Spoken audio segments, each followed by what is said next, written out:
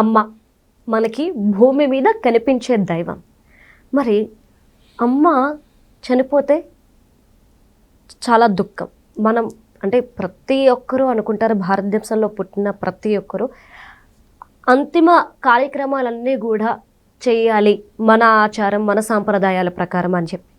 కానీ చాలా కొంతమంది ఆలోచిస్తారు 10 మందికి ఉపయోగపడాలి అని చెప్పేసి. మనం ఒక్కొక్కసారి చూస్తే పోస్ట్ మార్టం కూడా చేయనివ్వరు చాలామంది. లేదు, మా అమ్మ మీద ఒంటి మీద ఘాటు కూడా పడకూడదు అని చెప్పేసి అంటుంటారు. కానీ విద్యార్థులు చదువుకోవాలి, డాక్టర్స్ చదువుకొని వచ్చి ఆపరేషన్స్ చేయాలన్నా, వాళ్ళకు ఒక ఎక్స్పీరియన్స్ కావాలన్నా అక్కడ ఖచ్చితంగా బాడీ అనేది ఉండాలి. ఇలాంటి డెసిషన్స్ తీసుకునే వాళ్ళు చాలా అరుదుగా ఉంటారు. వారిలో ఒకరు మనతో ఎప్పుడు ఆత్మీయంగా మాట్లాడే ఎల్పిడిఓ చైర్మన్ భరత్ సంఘం గారు. మరి ఆయన తన తల్లి పార్థివ దేహాన్ని మెడికల్ కాలేజీకి ఇచ్చారు. చాలామంది దీని మీద అడుగుతున్నారు, ఎలా చేశారు సార్, ప్రాసెస్ ఏంటి, మాకు కూడా చెప్పండి. ఇలాంటి మంచి కార్యంలో మేము కూడా పాలు పంచుకుంటాము, 10 మందికి ఉపయోగపడేలా మేము నడుచుకుంటాము అని ఇంతమందికి ఆదర్శంగా నిలుస్తున్న ఈ కుటుంబం. మరి వారిని అడిగి మరిన్ని విషయాలు తెలుసుకుందాం. మనతో మాట్లాడడానికి భరత సంఘం గారు ఉన్నారు, ఆయనతో మాట్లాడదాం. నమస్కారం సార్. నమస్తే అండి. సార్, అంటే ఈరోజు మీరు ఏదైతే పని చేశారో, మీ అమ్మగారి పార్థివ దేహాన్ని మెడికల్ కాలేజీకి ఇచ్చారో, అందరూ హర్షిస్తున్నారు, అందరిలో మార్పు వస్తుంది. సో ఎలా అనిపించింది, అంటే మీకు ఇవ్వాలని ఎందుకు అనిపించింది? మొట్టమొదలండి, తల్లిదండ్రులు మనకు జన్మనిస్తారండి. అనుక్షణం మనకు పునర్జన్మనిచ్చే వ్యక్తులు వైద్యులు. అంటే డాక్టర్స్ కానివ్వండి, మన ఆరోగ్యం బాగుండాలని అభిలాషించేటువంటి వైద్యుల యొక్క శ్రేయస్సు చాలా ముఖ్యం మన యొక్క మనుగడ గురించి. సో ముఖ్యంగా ఏంటంటే, ఇవాళ మా మదర్ సంగం మల్లీశ్వరి గారు, తన యొక్క బ్యాక్గ్రౌండ్ గురించి మీరు ఒకసారి తెలుసుకోవాలండి. తను ఆర్ఫన్, చిన్నప్పుడే తల్లిదండ్రులను కోల్పోయింది. సో తాను తన చెల్లెలు వాళ్ళిద్దరిని కూడా ఏంటంటే ఆర్ఫనేజ్లో వాళ్ళ బ్రదర్స్ చేర్పించడం జరిగింది. ఆ సంస్థ పేరే ఇందిరా సేవా సదన్.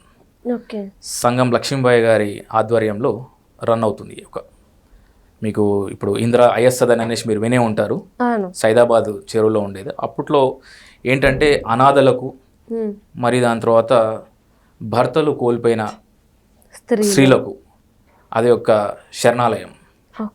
వారికి సంబంధించినటువంటి విషయాలలో సంగం లక్ష్మీబాయి గారు తోడుండేసి ఇందిరాగాంధీ గారి చేతుల మీదుగా ప్రారంభించినటువంటి సంస్థ ఇందిరా సేవా సదన్.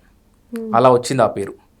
సో ఆ సంస్థలో వీళ్ళిద్దరు, మా మదర్ వాళ్ళ సిస్టర్ ఇద్దరు కూడా కలిసి పెరిగినటువంటి నేపథ్యం. సో ఇప్పుడు నేను మీకు ఇవన్నీ విషయాలు ఎందుకు చెప్తున్నానంటే, తాను పెరిగినటువంటి విధానం. సో సంగం లక్ష్మీబాయి గారు ఏంటంటే తన యొక్క first parliamentarian for Andhra Pradesh.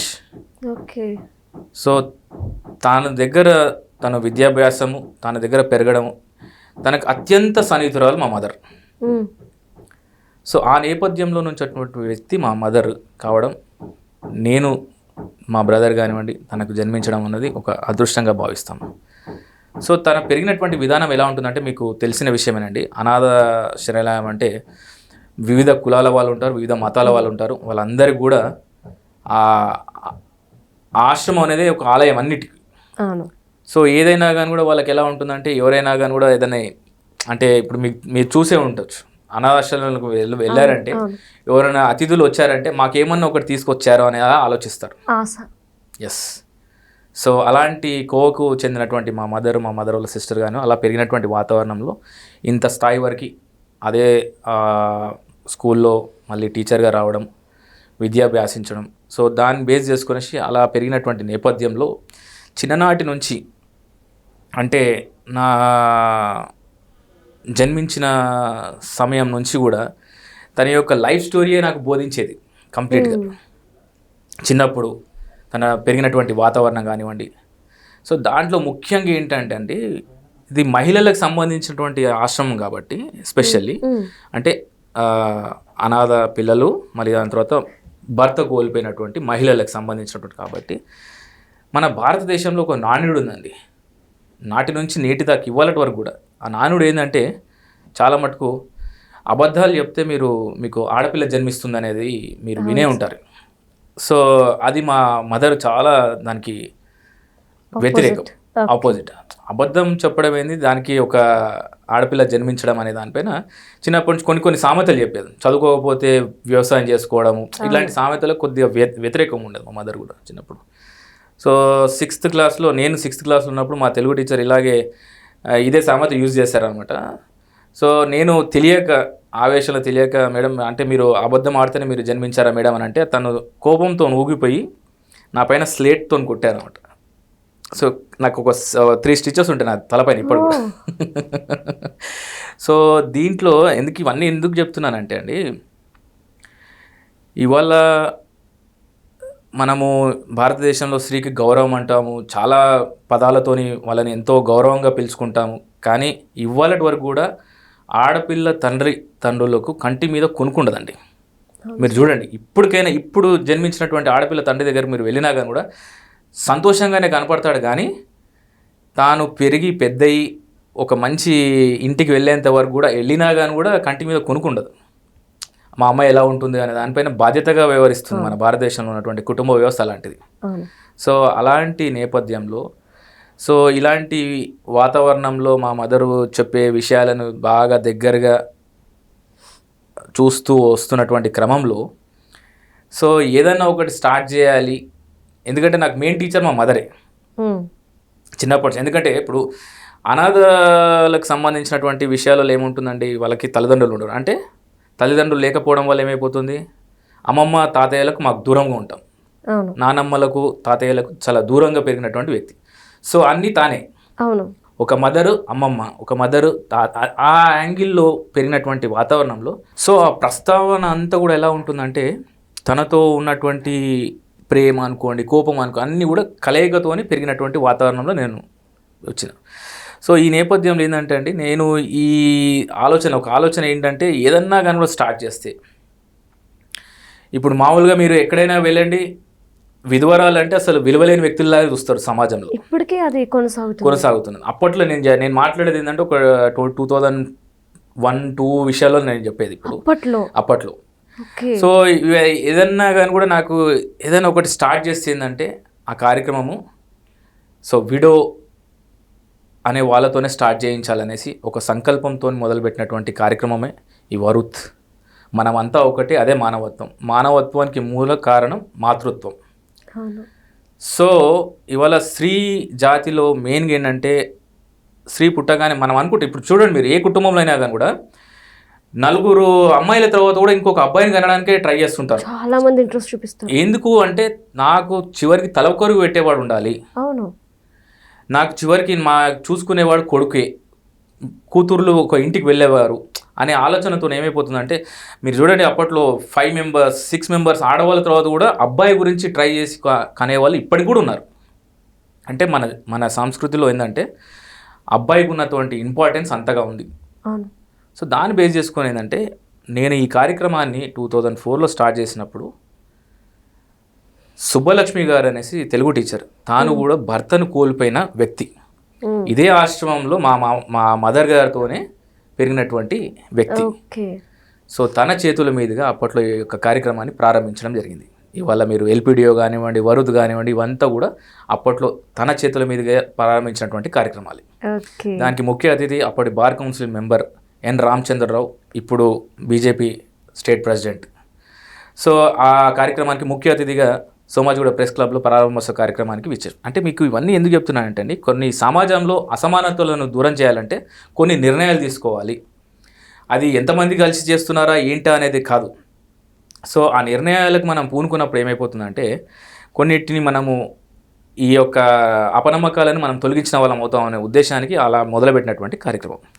So అప్పట్లో నేను ఇంటర్మీడియట్ క్లాస్మేట్స్ అయినటువంటి మా స్నేహితురాలు ఎన్ఎస్ శ్వేతారావు, అంతా మా శ్రీనివాస్ అండ్ అలా ఒక 4-5 మెంబర్ ఫ్రెండ్స్తో కలిసి, శ్వేతారావు వాళ్ళ ఫాదర్ వచ్చేసి డిఎస్పీ ఉన్నారండి, ఎన్ఎస్పి రావు అనేసి. సో అంకుల్ ఇలా చేద్దాం అనుకుంటున్నాను ఏంటిదనే దానిపైన మాట్లాడినప్పుడు, అంతా బాగానే ఉంది కానీ ఇలాంటి కార్యక్రమాలు చేయాలంటే మళ్ళీ డబ్బు కావాలి కదా, నీకు డబ్బు ఇవంతా ఎలా సమకూర్చుకోవాలి ఏంటిదనే దానిపైన సో డిగ్రీ అయిపోగానే వెంటనే, ఎందుకంటే ఈ కార్యక్రమాలు చేస్తున్నాం, ఏదో ఒక యాంగిల్లో మూమెంట్ ముందుకే తీసుకెళ్తున్న క్రమంలో ఏమైపోయిందంటే, సో ఇవంతా కూడా ఖర్చుతో కూడుకున్నటువంటి పనులండి.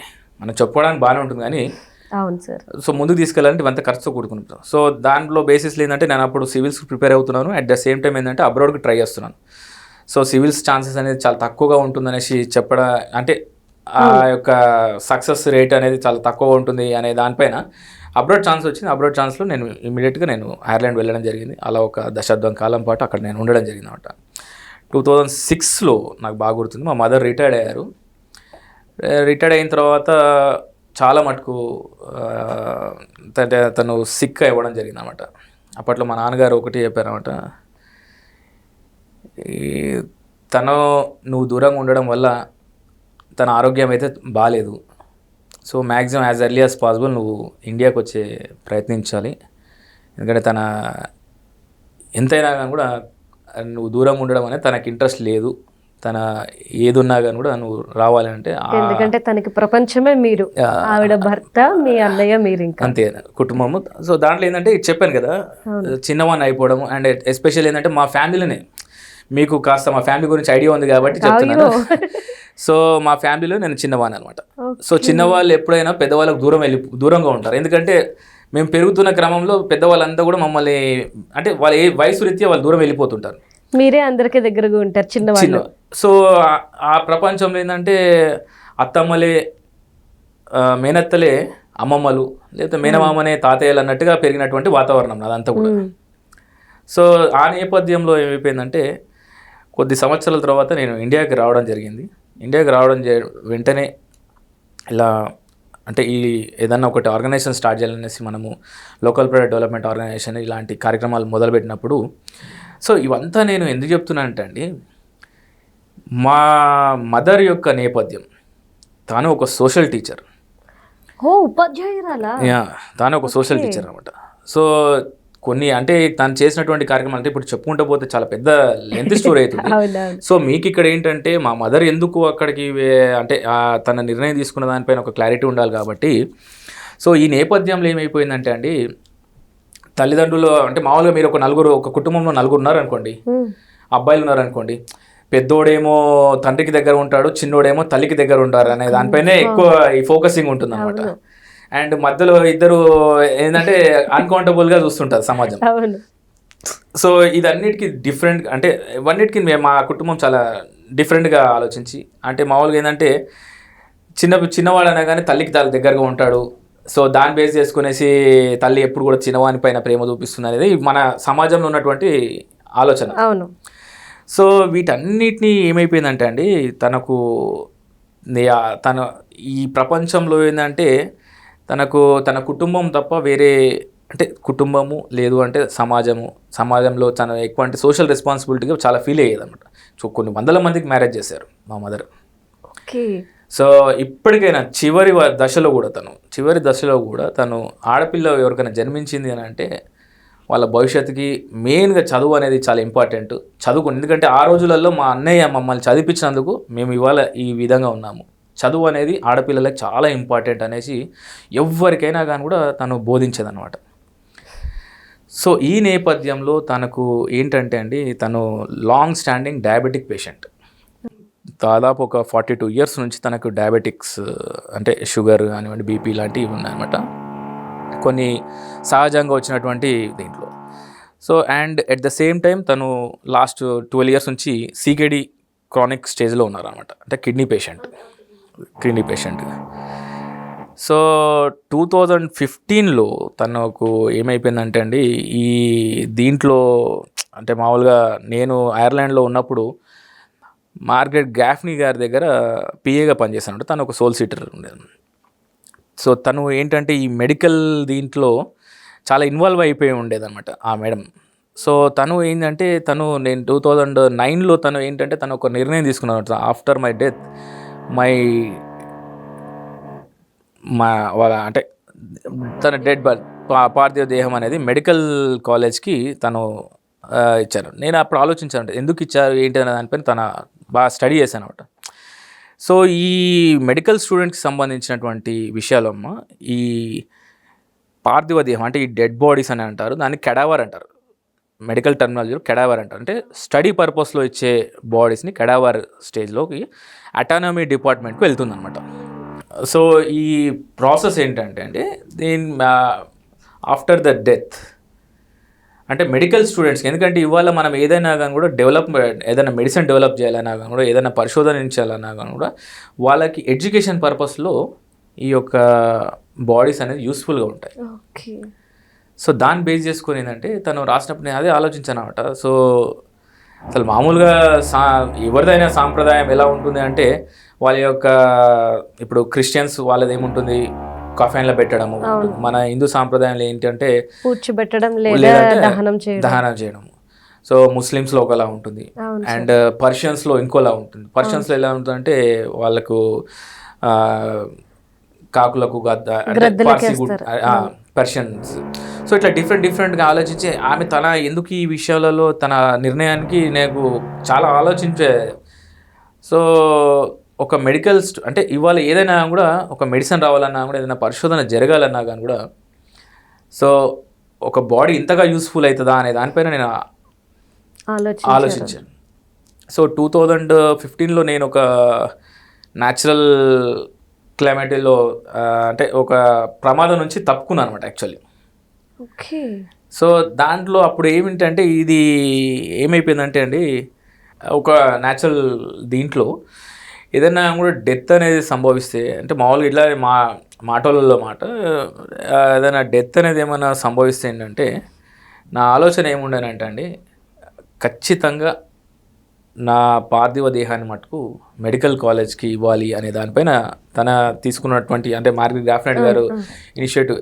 అండ్ ఇంకోటి ఏంటంటే మామూలుగా ఎలా ఉంటుందంటే ఈ దీంట్లో వన్స్ ఒక్కసారి మనము లైఫ్ ఎండ్ అయిపోయిన తర్వాత, అంటే ఓకే సంస్కృతి సాంప్రదాయాలు ఇవన్నీ మనకు ఉంటాయి, కాకపోతే ఏంటంటే మన లైఫ్ అనేది ఎక్స్టెండెడ్ లైఫ్గా లివింగ్. అవును. అంటే ఒక పరిశోధనకి ఉపయోగపడుతుందంటే దానికంటే మించినటువంటి ఆనందం ఇంకోటి ఉండదు. అంటే సార్ ఇప్పుడు మీరు ఏదైతే డెసిషన్ తీసుకున్నారో చాలా మంది స్వాగతిస్తూ మేము కూడా పాటించాలని చెప్పేసి అనుకుంటున్న వాళ్ళు ఉన్నారు. ఇంకొంతమంది అడుగుతున్నారు ఎలా అప్రోచ్ అయ్యారు, దీనికి ప్రాసెస్ ఏంటి, మేము ఏమైనా మనీ పే చేయాలా, ఇలాంటి డౌట్స్. ఇది ఒక్కసారి క్లారిటీ ఇవ్వండి సార్. అండి ఇది యాక్చువల్లీ ఏంటంటే ఇది సెల్ఫ్ డిక్లరేషన్ అని ఉంటుందండి.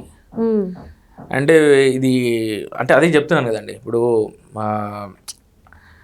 ఆలోచన ఏంటంటే ఒకటేనండి, మా స్ట్రాంగ్ మైండ్ సెట్తో ఉండాలి. And at the same time ఏంటంటే మనం చేస్తున్నటువంటి కార్యక్రమం పైన పూర్తి అవగాహన ఉండాలి. ఓకే.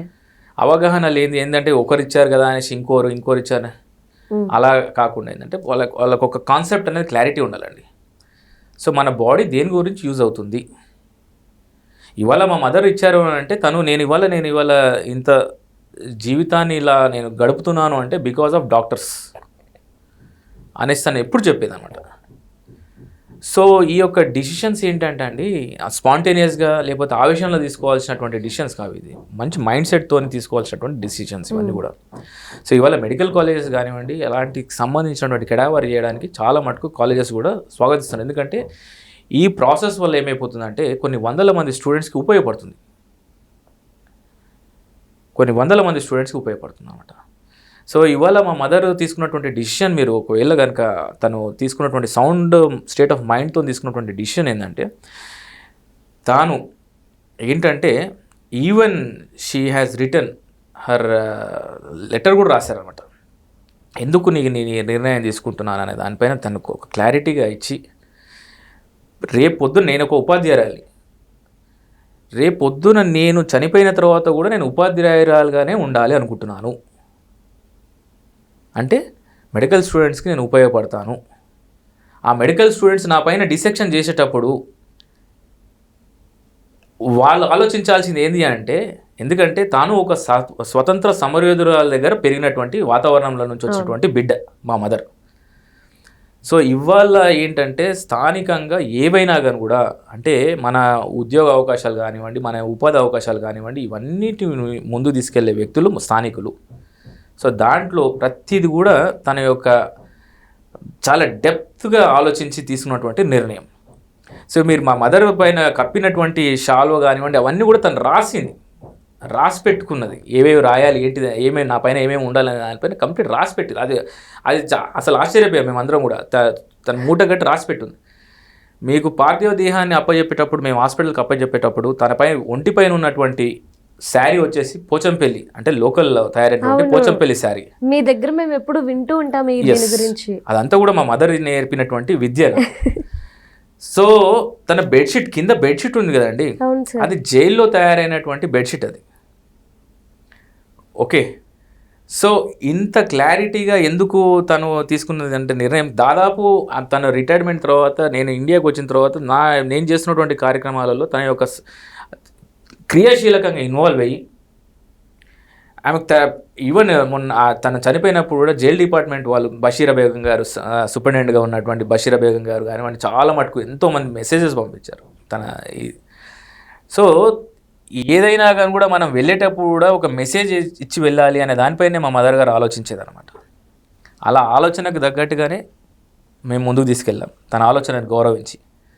సో ఇవాళ ఏంటంటే అండి, తన యొక్క మెయిన్ కోరికలు కూడా ఎలా ఉండే అంటే, మీరు ప్రభుత్వ రంగ ఉద్యోగస్తులు వారానికి 5 రోజులు చేనేత వస్త్రాలు ధరించాలనేసి తను ఎప్పుడు కూడా చెప్పేది. అవును సార్. ప్రభుత్వ రంగ ఉద్యోగస్తులు, ఎందుకంటే చైతన్యం అనేది ప్రభుత్వ రంగ ఉద్యోగస్తులలో వస్తేనే సమాజంలో ఒక మార్పు అనేది ఉంటుంది. ఇవాళ చేనేత రంగం ఎలా ఉందండి, కుంటుతున్న చేనేత పరిశ్రమలా ఉంది. సో ఇలా చెప్పుకుంటూ పోతే ప్రభుత్వ రంగ సంస్థలు ఉండాలి, ప్రభుత్వ రంగ సంస్థలు ఉంటేనే రేపు పొద్దున మనుగడ ఉంటుంది అనే దానిపైన తను అసలు యాక్చువల్ చెప్పాలంటే ఆర్టీసీలో మహిళలకు ఫ్రీ అనే దానిపైన తను చాలా సంతోషపడేది అనమాట. And at the same time ఏంటంటే ఆర్టీసీలో అంటే ఆర్టీసీ వ్యవస్థ అనేది అంటే ఫ్రీ ట్రాన్స్పోర్టేషన్ ఉంది అంటే సరే వేరే దాంట్లో తగ్గించుకునేసి ఇలాంటి సంస్థలను కాపాడుకోవాలి. ఇవాళ ఆర్టీసీ బస్ అనేది కనెక్టివిటీ అనేది ఎంతోమందికి ఉపయోగపడుతుంది. సో పొల్యూషన్ తగ్గుతుంది. సో ఇవాళ ఫ్రీ అంటే ఇప్పుడు ఆర్టీసీ బస్ ఎక్కేది ఎవరండి, అంతా కూడా డబ్బు ఉన్న వాళ్ళు ఎవరు ఎక్కరండి, పేదవాళ్ళు, middle class, lower middle class వాళ్ళు ఎక్కుతారు. సో వాళ్ళకి చేయుతనిచ్చినట్టు ఉంటుంది. సో ఇలాంటి కొన్ని ఆలోచనలు తన మైండ్లో ఆ రోజు నుంచి ఉన్నటువంటి విషయాలను తను ఎప్పుడు కూడా వ్యక్తపరుస్తుండేది, తను క్రియాశీలకంగా చూపిస్తుండేది. సో ఇవాళ డిసెక్షన్ చేస్తున్నటువంటి డాక్టర్స్, అక్కడ నేర్చుకుంటున్నటువంటి మెడికోస్ ఆలోచించాల్సింది ఏంటంటే, అక్కడ మా మదర్ని డిసెక్షన్ చేసేటప్పుడు తన ఆశయాలను మీరు ముందు తీసుకెళ్ళాలి. అది నేను మెయిన్గా చెప్పాలనుకుంటున్నాను ఈ సమాజానికి. తన ఆశయాలు ఏంటి, ఈ యొక్క సంస్థలను కానివ్వండి, మన యొక్క రంగాలను కానీ కాపాడుకుంటేనే 4 కాలాల పాటు 4 తరాలు బాగుంటాయి అనేది తన ఆశయం. కొన్ని వందల మంది వాళ్ళ ప్రాణత్యాగాన్ని వదిలి మనకు స్వతంత్రం తీసుకొచ్చారు. ఇవాళ కొందరు నచ్చొచ్చు, నచ్చకపోవచ్చు చెప్పేది, కానీ కొద్దిమంది అన్న వింటారు. ఆ విన్న వాళ్ళలో మాస్త మార్పు చెంది ఆలోచించి మన రంగాలను కాపాడుకోవాలి అని అంటే మనము క్రియాశీలకంగా వాటిలలో ఇన్వాల్వ్మెంట్ ఉండాలి అనే దాంట్లో ఆలోచించుకోవాలి. సో అలా తీసుకున్నటువంటి నిర్ణయానికి మేము స్వాగతించి, ఎందుకంటే ఇవాళ హాస్పిటల్ సూపరింటెండెంట్ మేడం గారు కూడా ఈ యొక్క విషయం తెలుసుకున్న తర్వాత, ఒక ఉపాధ్యాయురాలు తాను జరిగిపోయిన తర్వాత కూడా తన యొక్క పార్థివ దేహం 10 మందికి ఉపయోగపడే విధంగా, మెడికల్ స్టూడెంట్స్కి ఉపయోగపడే విధంగా ఉండాలనే ఆలోచనకి స్వాగతిస్తూ ఆ యొక్క కార్యక్రమంలో తను కూడా పార్టిసిపేట్ చేశారు. సో ఇలాంటి నిర్ణయం తీసుకున్న తర్వాత చాలా మటుకు ఏంటంటే, మీరు అన్నట్టుగా ఇందాక చాలా మటుకు వివిధ రాష్ట్రాల నలుమూలల నుంచి కాల్స్ వస్తున్నాయి. సోషల్ మీడియాలో వచ్చినటువంటి ప్రచారంలో భాగంగా చాలా మటుకు కాల్స్ చేస్తున్నారు త్రూ. సో మేము ఇలా ఇవ్వాలనుకుంటున్నాము, ఎలా ఏంటిది ప్రాసెస్ అనుకున్న దానిపైన చెప్తుంటే నేను అన్నాను, మా మదర్ ఒక సంకల్పము, తన యొక్క పెరిగిన విధానము నుంచి వచ్చినటువంటి వ్యక్తి. సో ఇలాంటి నిర్ణయం తీసుకోవడం వల్ల ఏంటిదంటే, తాను కోరుకుంటున్నటువంటి సమాజాన్ని చూడాలనుకుంటున్నటువంటి విషయాన్ని ఒక మెసేజ్ వెళ్ళాలనే ఉద్దేశానికి ఇచ్చినటువంటి కార్యక్రమం. సో ఇది మీరు ఏదో ఆవేశపడంగానో, లేకపోతే కొరివి పెట్టడానికి కొడుకు లేడనే షో, లేకపోతే సమాజంలో ఏదో పబ్లిసిటీ కొరకు ఇచ్చినటువంటి విషయం కాదు ఇది. సో తాను ఒక ఆశయంతో ఇచ్చినటువంటి విషయం. అందుకోసం ఆ రోజు నా మెడికల్ స్టూడెంట్స్ కూడా అదే విషయం చెప్పాను అనమాట. సో ఇవాళ మా మదర్ ఒక ఆశయానికి మీ దగ్గరకు వస్తున్నారు, తన ఆశయాన్ని మీరు ముందుకు తీసుకెళ్ళాలి. ఎందుకంటే తల్లిదండ్రులు జన్మను ఒకసారి ఇస్తారు, కానీ విద్యకి సంబంధించి, వైద్యానికి సంబంధించినటువంటి డాక్టర్స్ కానివ్వండి, వాళ్ళు మనకి ప్రతిసారి పునర్జన్మను ఇస్తూనే ఉంటారు. సో విద్యా రంగానికి, వైద్య రంగానికి ఇచ్చినటువంటి ఇంపార్టెన్స్ మా మదర్ గుర్తు చేస్తూ ఆ యొక్క నిర్ణయం మనం తీసుకోవడం జరిగిందండి. సో ప్రాసెస్ అప్లికేషన్స్ లాంటివి ఏమైనా ఉంటాయా సార్? ఇది కెడవర్ అనేది సెల్ఫ్ డిక్లరేషన్ ఉంటుందండి. మీరు ముందుగా ఇవ్వాలనుకుంటే మీకు సెల్ఫ్ డిక్లరేషన్ అని ఉంటుంది. సో చాలా స్వచ్ఛంద సంస్థలు ఉన్నాయి. స్వచ్ఛంద సంస్థల త్రూగా మీరు అప్లై చేసుకోవచ్చు. అండ్ మీరు సెల్ఫ్ డిక్లరేషన్ ఉంది అని అనుకుంటే మీరు అక్కడ కన్సర్న్ సూపరింటెండెంట్తోని అండ్ ఎస్పెషల్లీ ఫ్యామిలీ మెంబర్స్ కూడా చాలా ఇంపార్టెంట్. సో ఈ ఫ్యామిలీ మెంబర్స్ అందరు కూడా, ఎందుకంటే ఒక్కరు ఒక్కోపోయినా కూడా ఇది అయ్యే పని కాదు. కాకపోతే ఇక్కడ మా మదర్ విషయం ఏంటంటే తాను ఒక వీడియోను రిలీజ్ చేశారు, తాను సంబంధించిన వ్యక్తులకు వ్యక్తపరిచారు అండ్ రిటర్న్ కూడా రాశారు ఈ యొక్క విషయాన్ని. సో ఆ విషయానికి ఏమైపోయిందంటే అక్కడ గవర్నమెంట్ సంబంధించినటువంటి అధికారులు కూడా స్వాగతించారు ఈ యొక్క విషయాన్ని. సో ఆశయం గొప్పది ఉన్నప్పుడు ఆ ఆశయాన్ని ముందుకు తీసుకెళ్తాము. తద్వారా ఏంటంటే తాను కలలు కన్నటువంటి విషయాన్ని, ఎందుకంటే తన కోరిక ఏంటంటే అండి, తాను ఒక అనాథగా వచ్చినటువంటి వ్యక్తి. సో వెళ్ళేటప్పుడు మటుకు ఖచ్చితంగా నలుగురు ఉపయోగపడాలనేదే తన యొక్క సంకల్పంగా ఉండేదండి. ఎంతోమందికి అంటే ఇవాళ చెప్పుకుంటే ఏంటంటే నేనేదో మా మదర్ గురించి నేను ఎగ్జాగ్జరేట్ చేసి చెప్పినట్టు ఉంటుంది. కాకపోతే కొన్ని వందల మందికి తను మ్యారేజ్ చేసింది. కొన్ని వందల అంటే చెప్పడానికి చాలదండి. తనకున్న పరిధిలో తన యొక్క ఏమీ ఒక వార్డ్ మెంబర్ కూడా కాదు మా మదర్ చెప్పాలంటే, ఒక గవర్నమెంట్ ఉద్యోగస్తురాలు. సో తాను ఏంటంటే చాతనైనంత వరకు ఏంటంటే తనకు తోచిన విధంగా, తనకు నచ్చిన విధంగా తన నలుగురు సాయం పడుతూనే వచ్చారు. ఎందుకంటే ఆ నేపథ్యంలో నుంచి వచ్చినటువంటి వ్యక్తులు. సో నేను ఇవాళ ఏంటంటే తన యొక్క ఆశయం, ఎందుకంటే నేను ఎక్కడున్నా కానీ కూడా అనాథ శరణాలయం ఎక్కడున్నా కానీ కూడా సమాజాన్ని కాపాడే వ్యక్తులు అని చెప్తానండి. ఎందుకంటే వాళ్ళు బాధల నుంచి పెరుగుతారు కాబట్టి వాళ్ళకి మెతుకు అంటే ఒక అన్నము గింజకు వాళ్ళకి ప్రతి ఒక్కరికి కూడా తన యొక్క వాల్యూ తెలుస్తుంది. సో అలా వచ్చినటువంటి వాళ్ళు ఏంటంటే రేపు పొద్దున సమాజంలో ఖచ్చితంగా ఒక మార్పును తీసుకొస్తారనేసి నేను గట్టిగా నమ్మేవానండి. ఎందుకంటే మా మదరే దానికి ఉదాహరణ.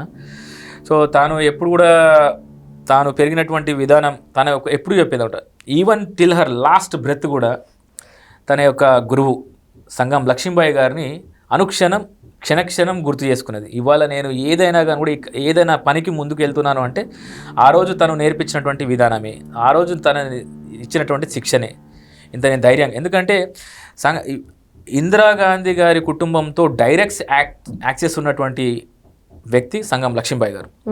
పలు సందర్భాలలో మా మదర్ గారు కానివ్వండి ఇందిరాగాంధీతో కలిసి వాళ్ళు ఉన్నటువంటి సందర్భాలు ఉన్నాయి.